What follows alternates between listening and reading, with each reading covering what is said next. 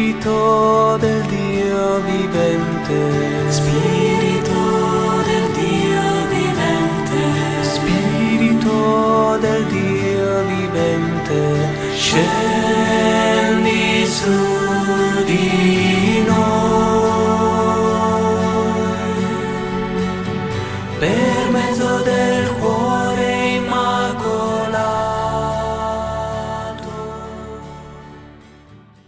Ave María Purísima. Pues le doy muchas gracias a Dios por la bendición y el honor de estar con ustedes hoy aquí en este templo. Muchas gracias al señor párroco, a todos los sacerdotes que nos apoyan, a Diana y a su familia y a su equipo. Y aquí estoy para compartir estos momentos de reflexiones y como ya les dijeron, vamos a comenzar con esta reflexión de la mano de la Iglesia. Para comenzar, les voy a leer a ustedes de la carta de San Pablo a los Romanos, en el capítulo 4, desde el versículo 2.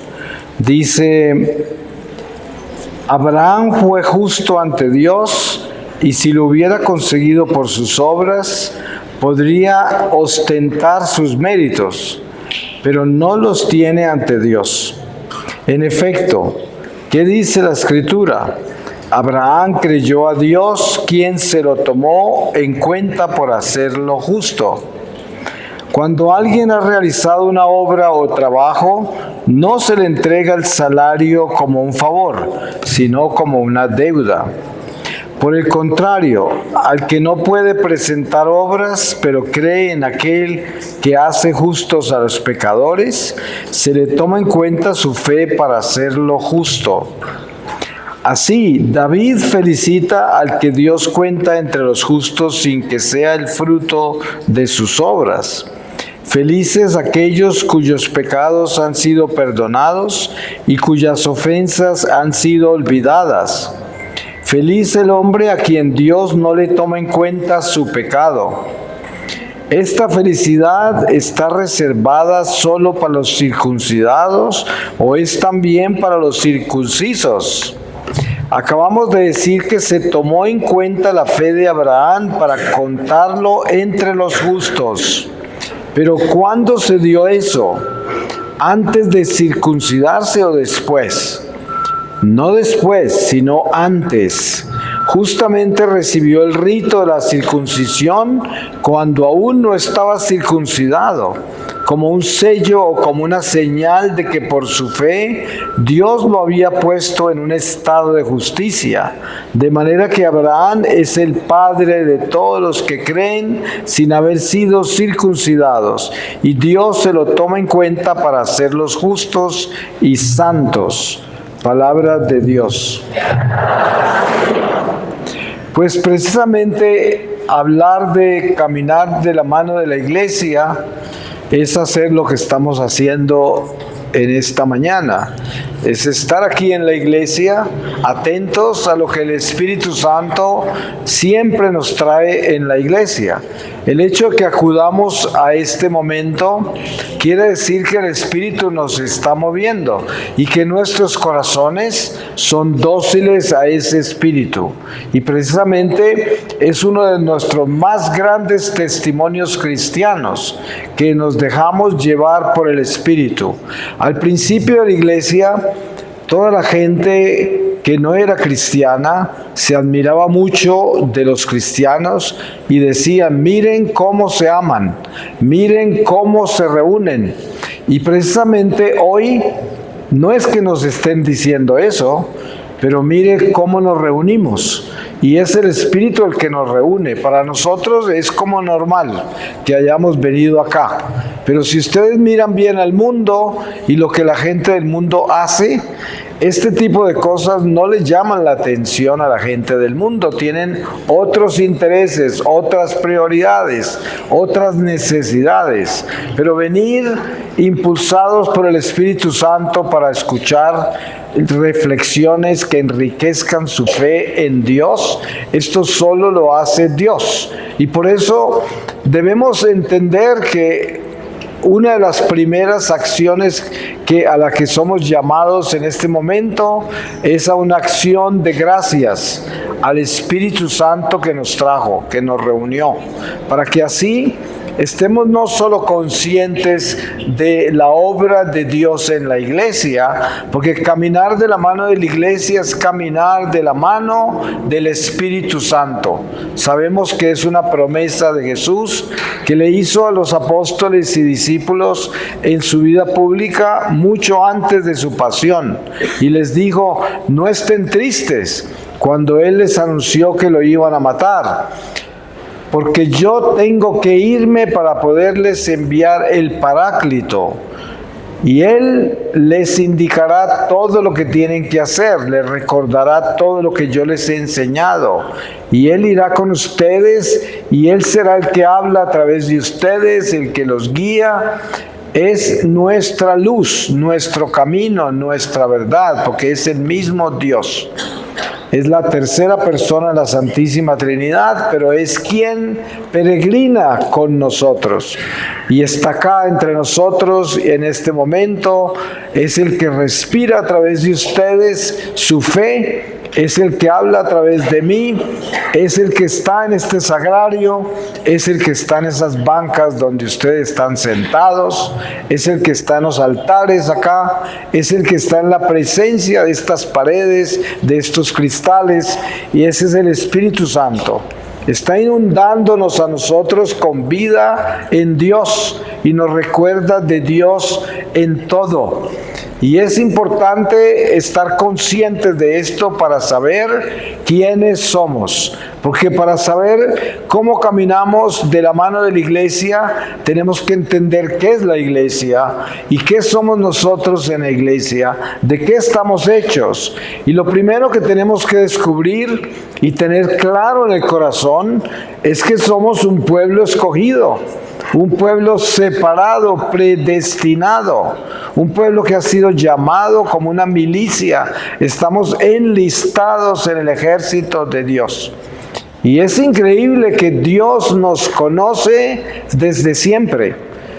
Es muy difícil para nuestra pequeña mente, nuestra pequeña razón humana, entender que siendo tan insignificantes nosotros en medio de tantos millones de personas, pero Dios nos conoce personalmente y además nos escogió personalmente con nombre propio.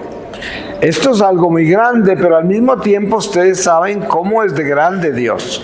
¿Quién puede medir a Dios? Nadie puede medir lo majestuoso, poderoso que es Dios. Él es capaz de todo, no hay ningún límite, y por esa razón es 100% posible no solamente que Él nos conozca con nombre propio, sino que habite en nosotros. Es algo más grande todavía, porque entender que Dios habita en nosotros es entender que verdaderamente hemos sido rescatados. Porque hay una condición del conocimiento nuestro de la presencia de Dios, que es el conocimiento del bautismo, del Espíritu Santo que estamos hablando. Y es que no somos personas naturales ya, somos seres sobrenaturales. Y entonces, para esto tenemos que tener en cuenta que hemos sido transformados. Cuando usted trae una persona a bautizar a la iglesia, esa persona es simplemente un ser racional, una persona natural. Pero una vez bautizada, se convierte en un ser sobrenatural. Yo siempre pongo el ejemplo del agua. Usted trae agua y el agua es simple agua, pero una vez que la bendice el sacerdote, ya no es simple agua, se convierte en agua bendita, un sacramental. Y siendo el agua una criatura inferior, miren todas las propiedades que tiene, miren todos los poderes que tiene, tanto así que quema los espíritus del mal si están en en el aire por donde usted rocea, es agua, por donde usted la esparce. Y esto es un ejemplo de lo que llevamos nosotros, que somos las criaturas preferidas de Dios, que somos racionales y que tenemos una misión. Hemos sido escogidos y por eso Dios nos dio su Espíritu. La prueba está en esto y la puede leer. Es una prueba que está en la historia sagrada. Los apóstoles, antes de que llegara el Paráclito, el Espíritu Santo, estaban encerrados de miedo de los judíos, porque tenían miedo que también los mataran a ellos. Incluso después de que Jesús resucitó, que estuvo 40 días entre ellos, nadie fue a contarle a nadie que Jesús estaba resucitado. A pesar de que lo veían, lo tocaban, comían con él, él les hablaba y no tenían la valentía de atreverse a anunciarlo. No fue hasta el día de Pentecostés que ustedes saben la fuerza que les llegó. Se transformaron, ya no eran seres naturales, eran como titanes. Se fueron con ese anuncio de las buenas nuevas del Evangelio y se metieron hasta el templo de Jerusalén, donde estaban los enemigos de Jesús, donde estaban los que crucificaron al Señor, a quienes más le tenían miedo. Y se fueron, y ellos fueron los que terminaron asustando a los enemigos de Jesús, que se fueron a gritarles que Jesús había resucitado y que lo habían visto, que habían estado con él. Y los judíos habían estado engañando a todo el mundo diciendo que estos se habían robado el cuerpo de Jesús, que no había resucitado. Pero des en cuenta que esta es nuestra historia de caminar de la mano de la iglesia, es entender quiénes somos, de qué estamos hechos, qué es lo que llevamos. San Pablo, creo, para mí personalmente, que nos da la descripción más perfecta de quiénes somos nosotros. Él dice que somos vasijas de barro que llevan el tesoro. No podría ser una imagen más perfecta de lo que somos nosotros, vasijas de barro, pero llevamos el tesoro, un tesoro extraordinario, solo que nuestro llamado es a elevarnos a ese tesoro y no glorificar el barro. El barro es un instrumento y nuestra responsabilidad es mantener esa vasija de barro limpia. Ese es nuestro trabajo. Lo demás lo hace el tesoro que llevamos. Por eso el anuncio de Jesús de que tenía que enviar el Paráclito, que era el que nos iba a guiar, el que iba a hablar por nosotros, el que nos iba a llevar donde tengamos que ir. Eso quiere decir que ese tesoro es el que nos guía, el que actúa en nosotros. Y nuestra responsabilidad es tener la vasija limpia. ¿Cómo se tiene la vasija limpia? Siendo buenos, siendo obedientes a la ley de Dios, teniendo un corazón tierno, un corazón de carne, un corazón que siente, un corazón a quien le duele el dolor ajeno, un corazón que tiene el amor de Dios, que siente el amor de María, el amor maternal, que le duele la gente. Miren ustedes cómo en el mundo en que vivimos hoy, por los medios de comunicación que tenemos, un mundo globalizado, intercomunicado, donde todo se sabe instantáneamente, lo que ha hecho esto es quitarnos la sensibilidad del dolor ajeno, porque nos acostumbramos tanto a ver todo que ya no nos duele nada, porque estamos acostumbrados a todo lo que sucede en este mundo, lo vemos en un instante y se convierte la humanidad en un video, se convierte la humanidad en una simple información y noticia, pero ya no está en el corazón.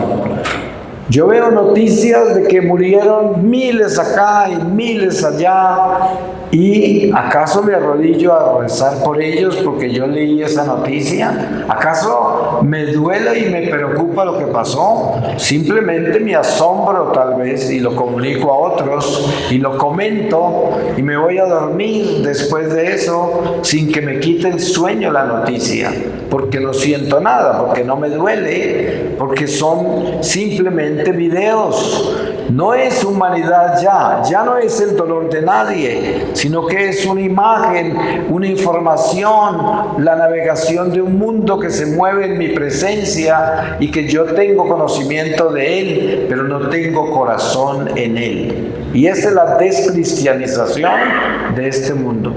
Y por eso nosotros somos responsables de administrar muy bien todo lo que Dios nos da en este mundo. Ustedes saben que en este mundo Dios provee para nosotros, porque somos peregrinos, estamos de tránsito, tenemos la responsabilidad de las almas, porque somos el ejército de Dios, y Dios se asegura que tengamos todo lo que necesitamos. Pero también la escuela más importante de esta vida temporal como cristianos es que nosotros debemos ser buenos administradores, pero tenemos que estar libres de ser poseídos por el mundo material y por las criaturas humanas.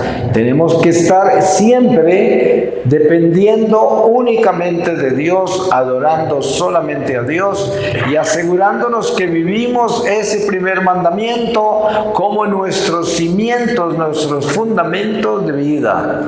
Y que no sean las esperanzas falsas de este mundo material, las metas falsas de este mundo material, las que rigen nuestro corazón, nuestra vida.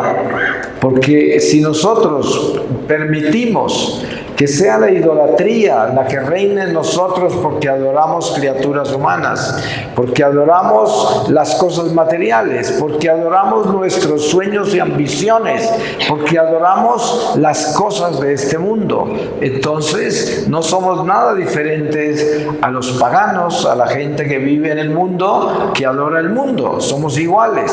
Por eso es tan importante aprender la historia. Miren que San Pablo dice que el pueblo hebreo que entra en el Éxodo, que es rescatado de Egipto, es un ejemplo para todos nosotros que vivimos este día que se apellida de hoy, que son nuestras generaciones que están acá hasta el regreso de Jesús. ¿Y cuál es la enseñanza? Que en ese éxodo, en ese desierto, el Señor se lleva a un pueblo judío que lleva 400 años en Egipto y que ha perdido la esencia del judaísmo y se ha idolatrizado con la cultura egipcia y adora dioses falsos y tiene costumbres paganas. Y durante ese éxodo, Dios se encarga de exorcizarle los dioses falsos con una rigidez, con una radicalidad, que en un solo día morían hasta más de 20,000 hebreos por fornicar,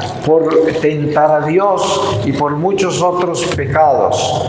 Entonces, tenemos que tener en cuenta que hoy no es nada diferente a lo que vivieron ellos. Ellos, los hebreos, fue el pueblo escogido desde Abraham que Dios preparó para su encarnación, para su nacimiento. Y de ese pueblo, después de haberlo purificado, nació el Mesías. Y nosotros hoy somos el pueblo nuevo, de la nueva creación en Jesucristo, que fue escogido para preparar la segunda venida del Señor.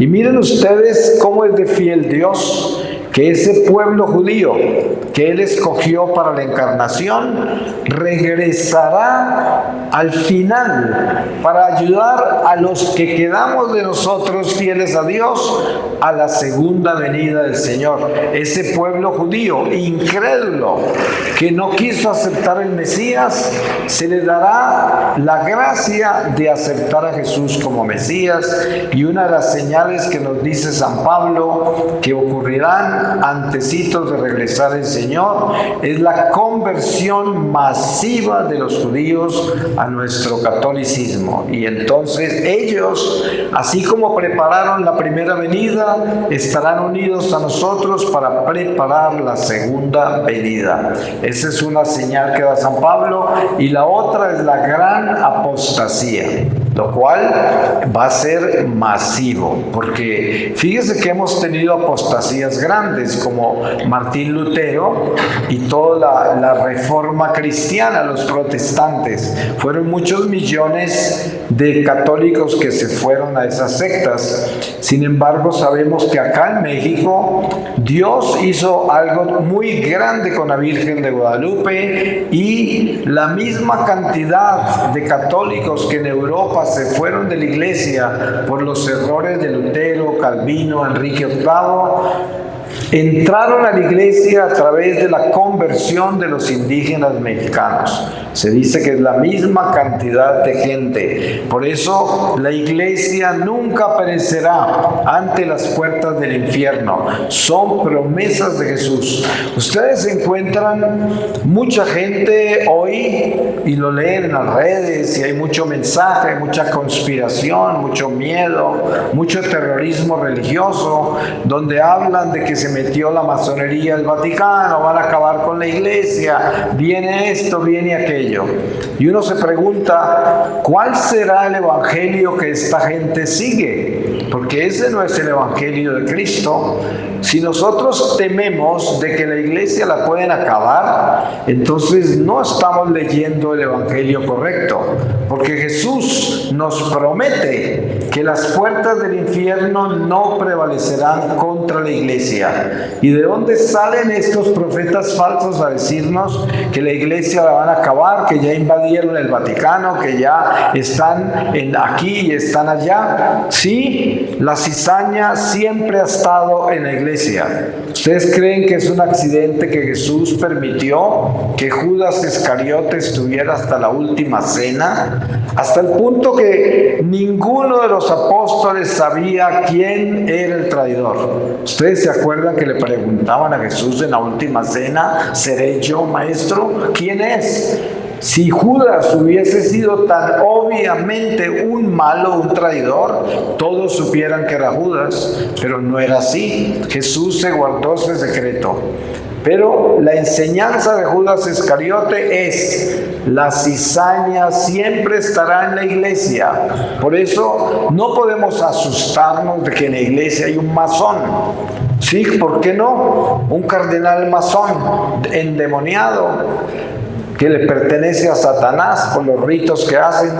Claro, hay infiltrados en la iglesia, hay curas comunistas, hay monjas que son herejes, que practican cosas que no son de la teología nuestra. Hay de todo, hay católicos que viven en dos mundos, vienen a misa y se van a que les hagan una limpia, o a que le lean las cartas, o pertenecen a la Santa Muerte y vienen a misa. De eso hay en la iglesia, pero eso no es una señal del fin de la iglesia. Eso siempre ha estado en la iglesia. Es el espíritu del mal que camina siempre cuidando las cosas buenas para hacerles daño. Pero él pervierte personas, pero no puede pervertir la iglesia, porque la iglesia es Jesucristo. ¿Y cómo va a pervertir a Jesucristo? Jesucristo es la cabeza, y precisamente para estar libres de tanta mentira, de tanta noticia mala, de tanto terrorismo religioso. Lo que tenemos que hacer es ser católicos que viven la fe y la esperanza de que nuestra iglesia es invencible, porque es la iglesia de Dios. Nadie la puede destruir. Miren que llevamos más de 2000 años en los cuales dentro de la misma iglesia los enemigos de la iglesia han tratado de destruirla de 1.000.000 de formas y nadie ha podido hacerlo en más de 2000 años y no lo van a hacer hasta que Jesús regrese. La iglesia estará de pie. Ahora Jesús dijo, habrá fe cuando yo regrese. Pues se sabe que este mundo materialista en el que vivimos cada vez será un mundo más alejado de Dios. A medida que se acerca el regreso de Jesús, el mundo se vuelve más frío, más alejado de Dios, más indiferente al amor y por lo tanto menos personas estarán vinculadas y activas y sensibles sobre Dios. Pero que la iglesia perece, no, porque la iglesia puede ser pequeña, pero como decía San Pablo cuando le decía, Juan Pablo II, el Papa, cuando le decían santidad y usted no se preocupa del estado de la iglesia, hemos perdido muchos católicos, y él dice, comenzamos con 12, no se preocupen.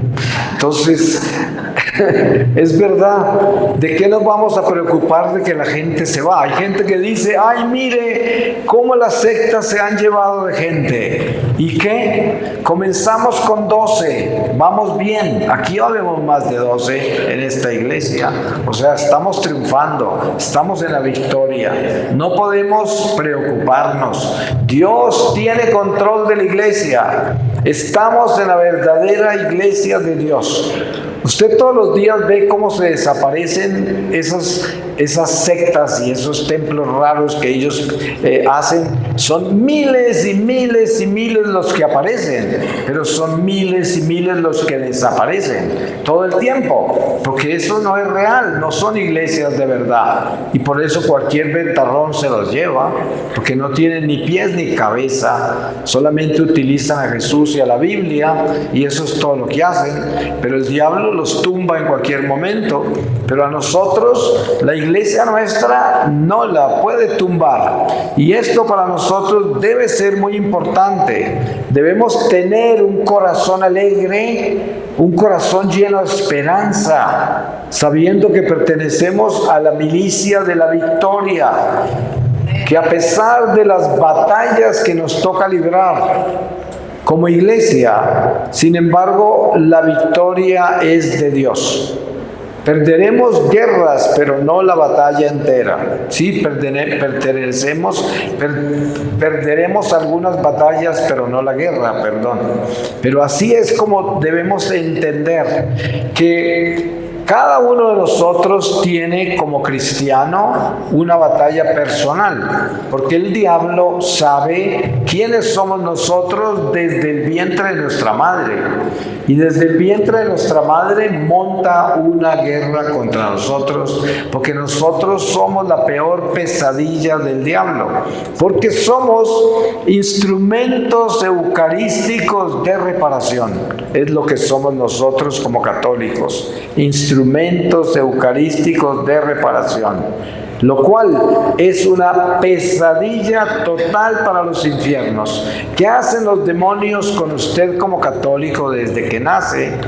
Buscar desnutrirlo espiritualmente y nutrirlo materialmente para que usted se enfoque y se enamore del mundo externo, el mundo material, de sus instintos, sentidos y razón, sus pasiones, sus apetitos, y lo separa del espíritu para que usted no actúe sobre los dones que Dios le dio y la misión para que lo creó, que es esta vida eucarística, esta vida de oración e intercesión, esta vida del amor de Dios, esta vida de desear la salvación de las almas. Todo eso es parte de nuestra misión como católicos. Entonces el diablo es un experto en disminuir todo eso, en robarle a usted el interés a eso, en nublarle el conocimiento de su fe católica, en quitarle a usted todo el interés de compenetrarse en la iglesia y conocerla mejor, de aprender de los santos, de aprender de las tradiciones sagradas de la iglesia. Es muy común hoy encontrar el católico ignorante que no conoce su iglesia, que no sabe nada, que ni siquiera sabe el catecismo, escasamente lo escuchó, lo aprendió cuando lo prepararon para la primera comunión y nunca más lo volvió a leer, no sabe nada, no conoce su doctrina, y por eso esta desnutrición donde el católico no conoce su fe, no conoce su iglesia y no sabe el poder extraordinario que tiene nuestra iglesia y no sabe la capacidad extraordinaria que tenemos nosotros desde nuestra pequeña vida para ayudarle al Señor a salvar almas todos los días, desde nuestra oración, intercesión, comunión, confesión, limosna, corazón que duele y que siente al prójimo. Eso es lo que nosotros somos cuando somos fieles, y así somos instrumentos poderosos de Dios. Mucha gente piensa que no son nada en la iglesia, que son insignificantes, que no están aportando nada, porque parece ser que aquellos que son todos extraordinarios, los grandes predicadores y misioneros y los que tienen esos dones tan grandes de tantas cosas que hay, que son los que están haciendo las cosas grandes de la iglesia.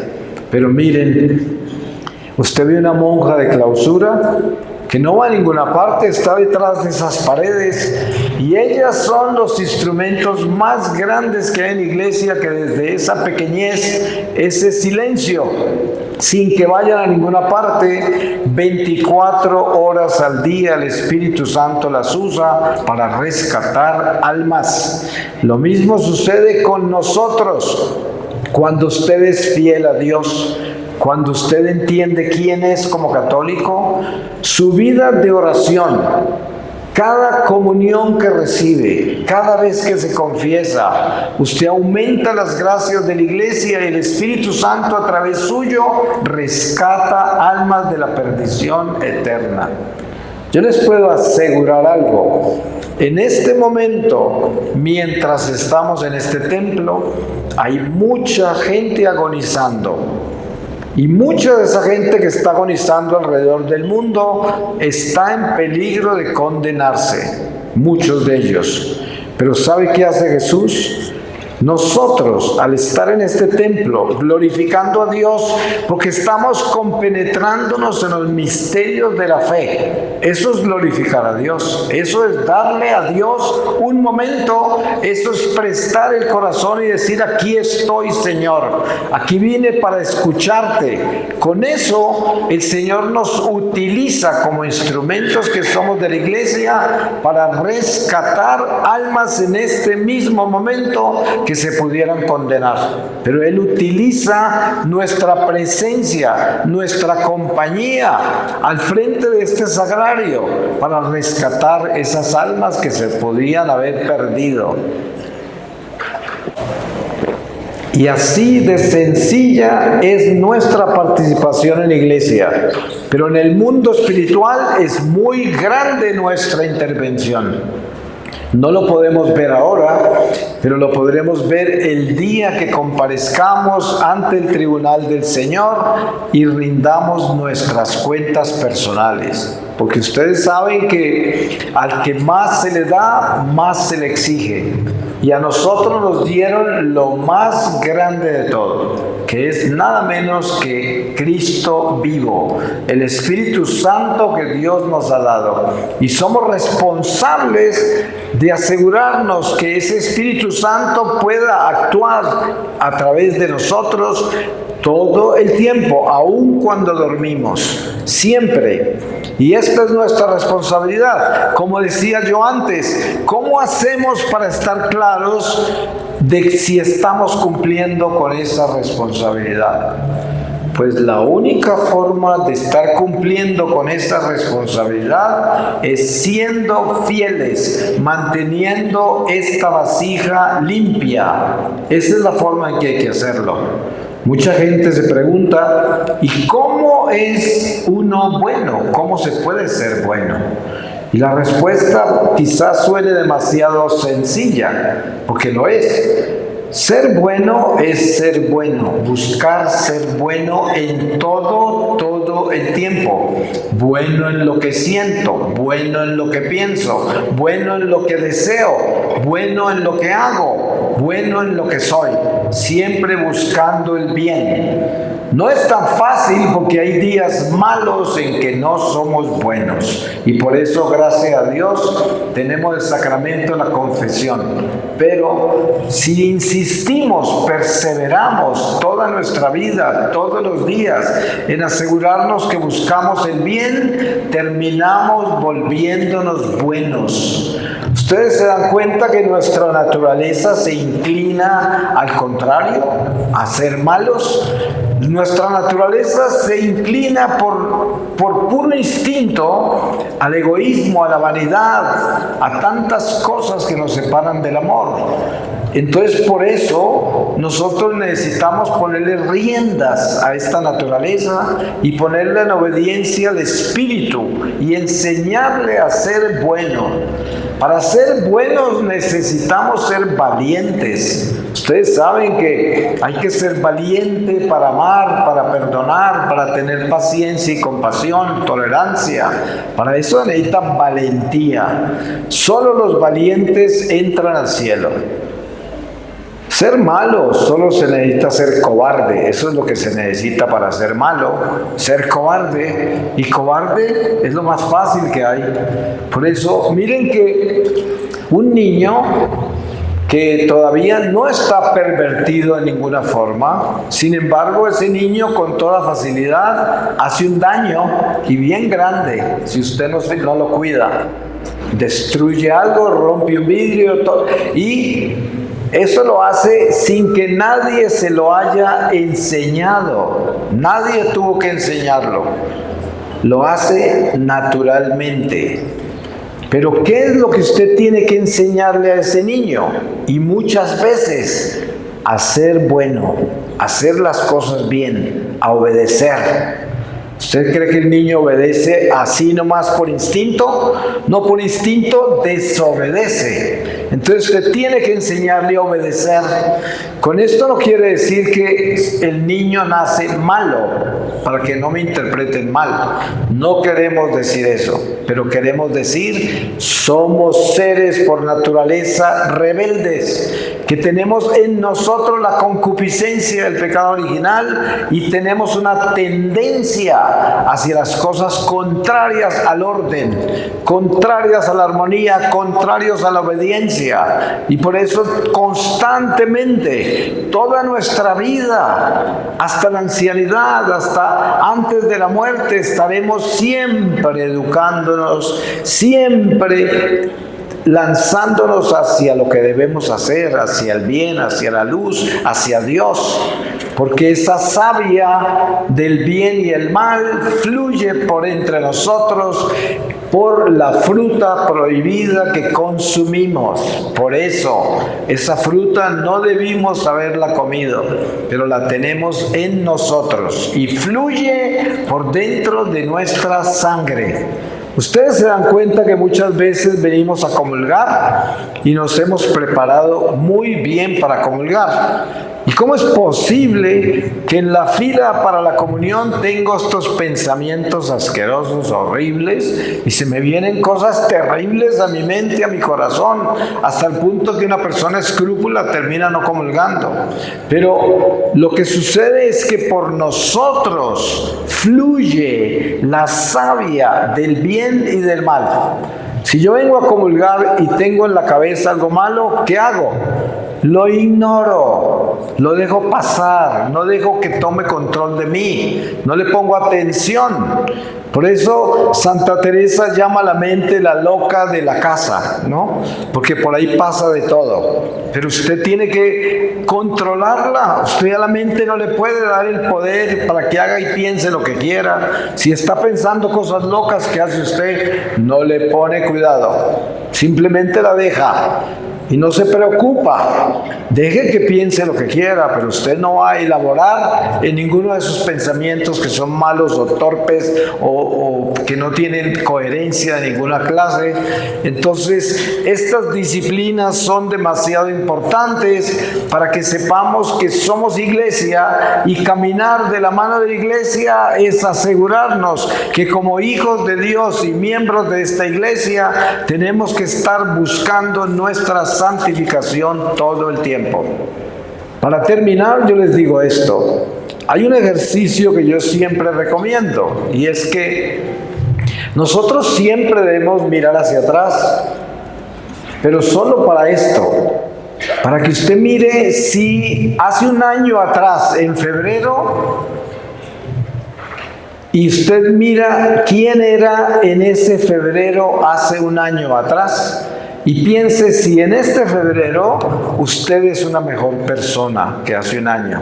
Si hoy tiene más paciencia, más tolerancia, más compasión, más caridad, si usted es mejor, si usted es más bueno hoy, si usted es sincero con usted mismo y con Dios, y se da cuenta que usted no ha cambiado, que usted sigue igual, entonces es una campana que suena que dice: despiértate, porque tú no tienes tiempo. El tiempo para cambiar es hoy, y yo tengo que concientizarme y darme cuenta que no estoy caminando, que estoy atascado, estoy detenido en mi egoísmo, en mi rebeldía, en mi pecado, en mi dureza de corazón, en mi indiferencia, y estoy viviendo así con un corazón de piedra, porque no me estoy volviendo una mejor persona. Y mucha gente casi que le hace culto a sus defectos. Ay, es que yo soy así, en mi familia todos somos así, tenemos un temperamento terrible, como si eso fuera una virtud. Y lo hablan como todos lo tienen en la familia, entonces es normal que yo lo tenga y por lo tanto pues así soy. Eso no es verdad. Porque si en mi familia todos son ladrones, eso no quiere decir que el robo es bueno. Eso quiere decir que si yo quiero ser bueno, tengo que dejar de robar. Y eso sucede con todo defecto, con toda cosa mala que haya en nosotros. Tenemos que cortarla de raíz.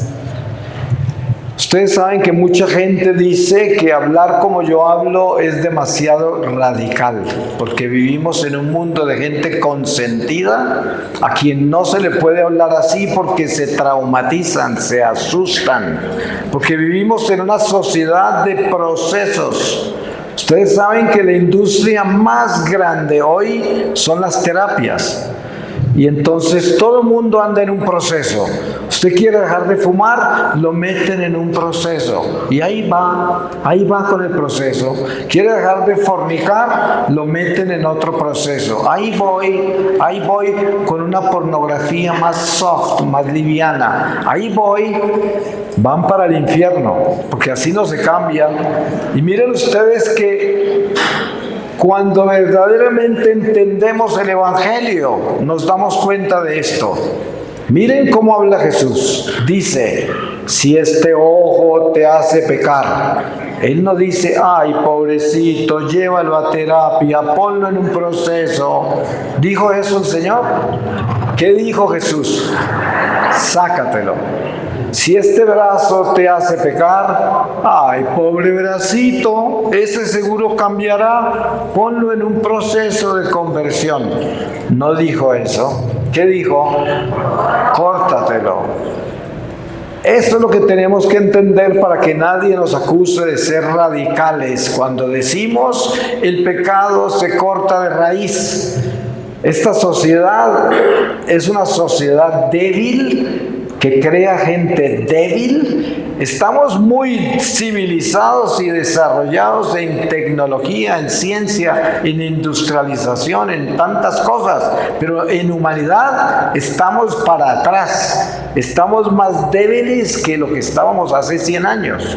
Hoy la gente no tiene capacidad de defenderse de nada, de nada. Y por eso nosotros que somos el pueblo de Dios tenemos la responsabilidad de sacar la verdadera fortaleza que solo viene del Espíritu.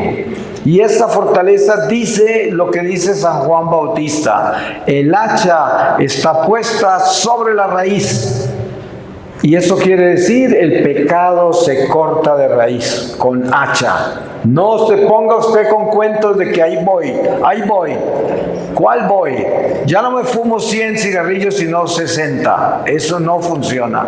Usted deja de fumar, usted deja de fornicar, usted deja de robar, usted deja de mentir. Eso es lo que tiene que hacer. Dejar de hacerlo, dejar el pecado. Y eso es caminar de la mano de la iglesia.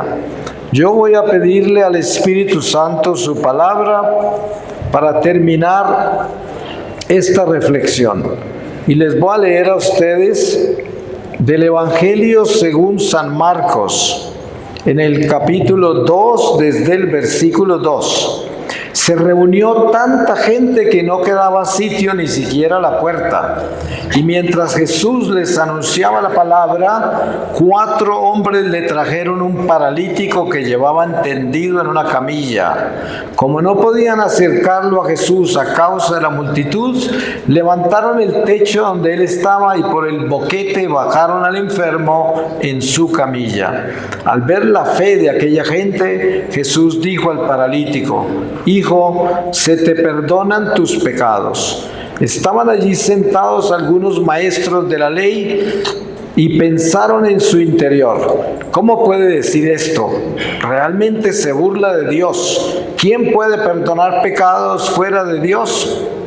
Pero Jesús supo en su espíritu lo que ellos estaban pensando y les dijo: ¿por qué piensan así? ¿Qué es más fácil decir a este paralítico: se te perdonan tus pecados? O decir: levántate, toma tu camilla y anda. Pues ahora ustedes sabrán que el Hijo del Hombre tiene en la tierra poder para perdonar pecados. Y dijo al paralítico: levántate, toma tu camilla y vete a tu casa.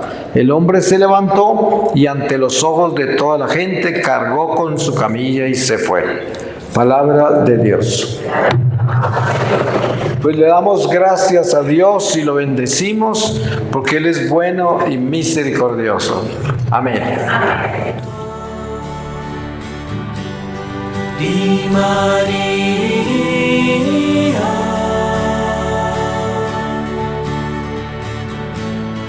tua dolcissima sposa,